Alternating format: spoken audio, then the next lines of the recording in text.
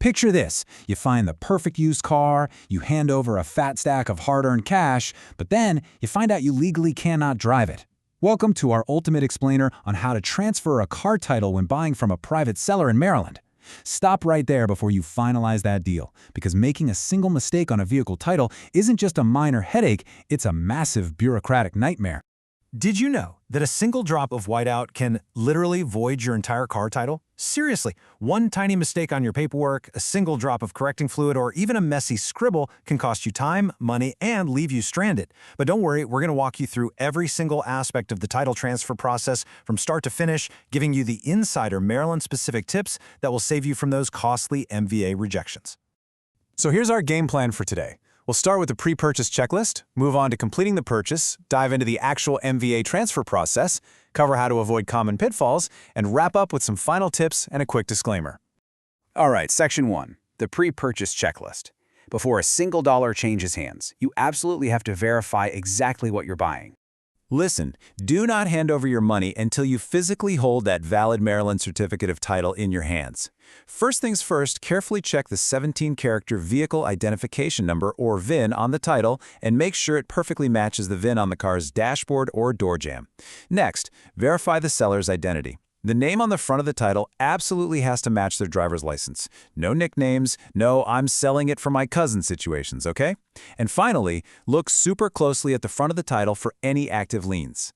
Now, you might be wondering, what exactly is a lien? Well, it's just a legal claim against a vehicle by a creditor, usually the bank that gave the seller the loan in the first place. If there's a lien listed on the title, you absolutely need proof it's been paid off before you buy.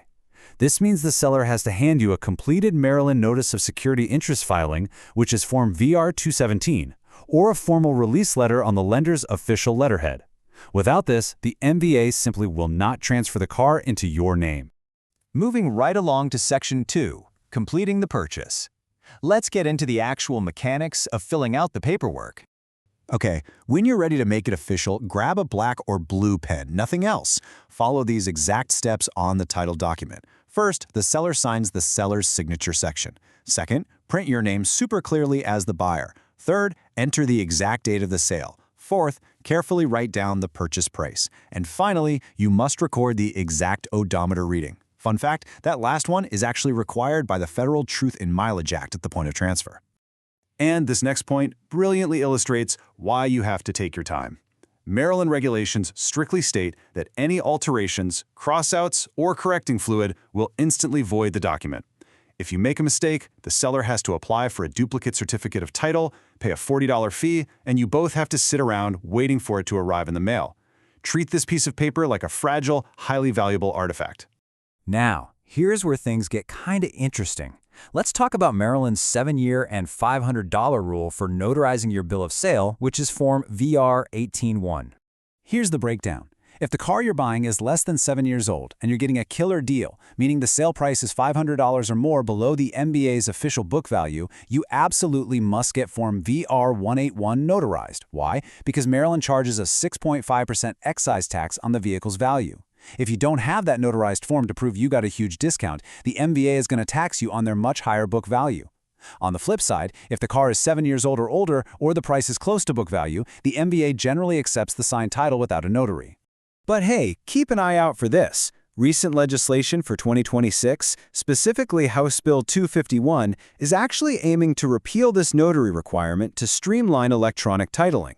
The MVA is developing systems to independently validate vehicle values, which would make paper notarized bills of sale obsolete. But until that system is fully up and running, it's always safer to notarize Form VR-181 if you're buying a newer car for a steep discount. All right, Section 3, the MVA transfer process. The handshake is done, the title is signed flawlessly, so what exactly happens next? 90 days. That is your magic number. Before you can title and register the used car in Maryland, it must pass a safety inspection at a licensed station. Once it passes, you'll get a Maryland Safety Inspection Certificate that is valid for exactly 90 days from the date of issue. Seriously, don't let this expire or you'll be paying for another inspection. Next up is insurance. You absolutely have to have Maryland auto insurance before you can register the vehicle. And this is pretty cool. Thanks to another recent piece of legislation, House Bill 229, your insurer now automatically verifies your active coverage with the MVA's online verification system. It means the MVA and law enforcement have real-time access to ensure your vehicle is insured, which drastically cuts down on paperwork delays. Okay, time to head to the MVA. If the back of your newly signed title doesn't have enough space to double as an application, or if you bought the car from out of state, you need to carefully fill out Form VR-005, the application for title.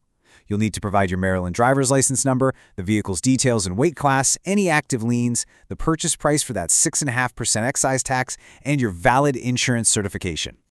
Moving into Section 4, Avoiding Common Pitfalls. Let's reverse engineer the biggest mistakes buyers make so you can dodge them completely. If you take away just one thing today, let it be this. You must treat these documents like gold. The most common reasons people get turned away at the MVA counter are submitting a title with whiteout or missing signatures, forgetting to bring the formal VR 217 lien release document, letting that 90-day safety inspection expire, or failing to get a notarized Form VR 181 when the car is under 7 years old and sold way under book value. Avoid these and you're golden. Finally, Section 5, Final Tips and Disclaimer. We've covered a ton of dense bureaucratic ground today, so let's quickly recap our survival guide. Let's bring it all together. Step 1. Verify a clean, lien-free title. Step 2. Sign carefully using blue or black ink with 0 alterations. Step 3. Pass the Maryland safety inspection within your 90-day window. Step 4. Secure your auto insurance. And Step 5. Submit your VR-005 application and documents to the MVA. If you just follow these steps sequentially, you're going to walk out of the MVA with a brand new title and total peace of mind. So, are you ready to navigate your private car purchase with total confidence? Armed with this insider knowledge, you are more than prepared to transfer that title smoothly and hit the Maryland roads. You now know exactly what to look for, what forms to fill out, and how to protect your wallet from unnecessary taxes and fees. And just to wrap things up with a quick disclaimer, this explainer is for informational purposes only. While we've made every effort to ensure accuracy based on current legislation, laws and procedures can change. You should always consult the Maryland MVA website directly or a legal professional for advice regarding your specific circumstances. With digital systems aiming to replace paper notarizations by 2026, maybe the days of voiding a car title over a single drop of whiteout will soon be a thing of the past. But until then, guard that paperwork with your life.